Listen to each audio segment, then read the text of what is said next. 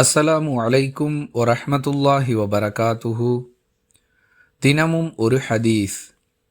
ஒரு நோன்பாளி எனக்காக தனது உணவையும் பானத்தையும் உடல் இச்சைகளையும் விட்டுவிடுகிறான். மேலும் நோன்பு என்பது எனக்காகவே நோற்கப்படுகிறது. எனவே அதற்கு நானே கூலி கொடுப்பேன் என்று அல்லாஹ் கூறுவதாக ரசூலுல்லாஹி ஸல்லல்லாஹு அலைஹி வஸல்லம் அவர்கள் கூறினார்கள். அறிவிப்பவர் அபூ ஹுரைரா ரதியல்லாஹு அன்ஹு. நூல் புகாரி, ஹதீஸ் எண் 1894.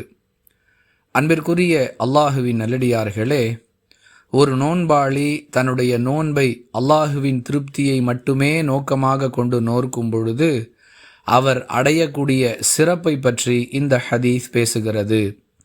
மேலும் நானே கூலி கொடுப்பேன் என்று அல்லாஹ் கூறுவதாக ரசூலுல்லாஹி ஸல்லல்லாஹு அலைஹி வஸல்லம் அவர்கள் சொல்லக்கூடிய வாசகத்திலிருந்து மற்ற நற்செயல்களுக்கெல்லாம் அல்லாஹ் கூலி கொடுக்க மாட்டானா, இதற்கு மட்டும் நான் கூலி கொடுப்பேன் என்று சொல்லுவது இந்த கேள்வியை எழுப்புகிறதே என்று சிலர் வாதிடுகின்றனர்.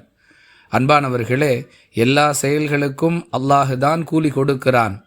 இந்த நோன்பு என்கிற உயர்ந்த ஒரு அமலை மகத்துவம் மிக்கதாக அடையாளப்படுத்துவதற்கு நானே கூலி கொடுப்பேன் என்று அல்லாஹ் கூறுவதாக புரிந்து கொண்டால் முரண்பாடு இருக்காது.